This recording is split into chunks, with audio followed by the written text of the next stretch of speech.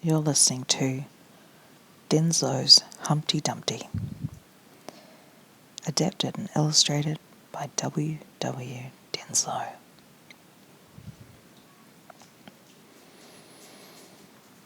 Humpty Dumpty was a smooth, round little chap with a winning smile and a great golden heart in his broad breast. Only one thing troubled Humpty, and that was that he might fall and crack his thin white skin.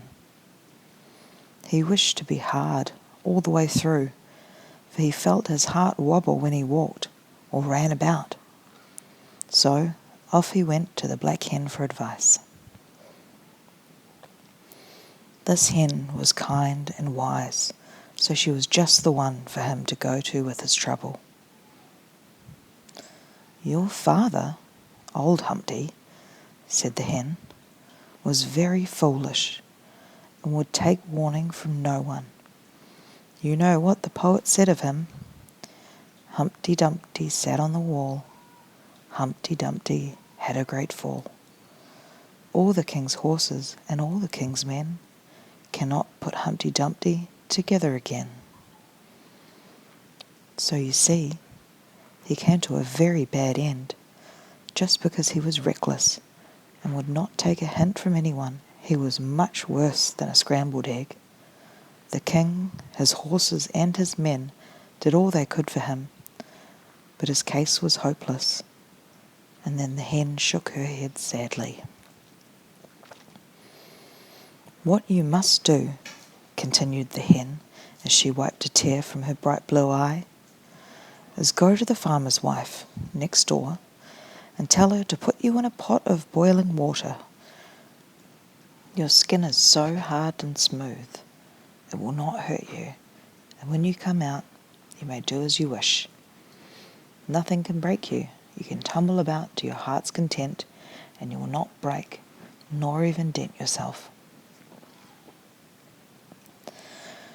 So Humpty rolled in next door and told the farmer's wife that he wanted to be put into boiling hot water, as he was too brittle to be of any use to himself or to anyone else. "Indeed you shall," said the farmer's wife. "What is more, I shall wrap you up in a piece of spotted calico, so that you will have a nice coloured dress. You will come out looking as bright as an Easter egg." So she tied him up in a new rag and dropped him into a copper kettle of boiling water that was on the hearth. It was pretty hot for Humpty at first, but he soon got used to it, and he was happy, for he felt himself getting harder every minute.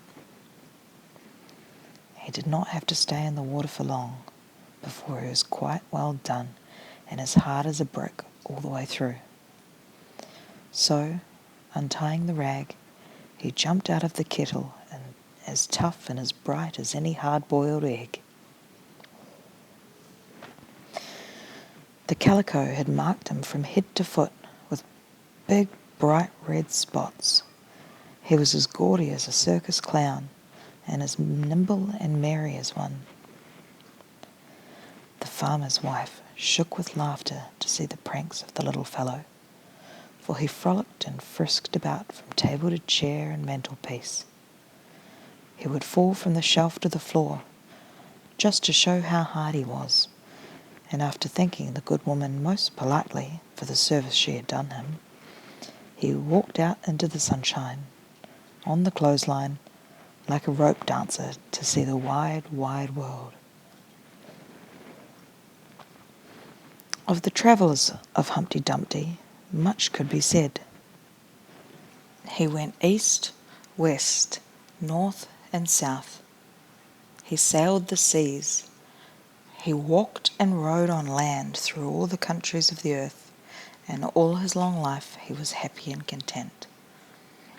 Sometimes as a clown in a circus, he would make fun for old and young again, as a wandering minstrel.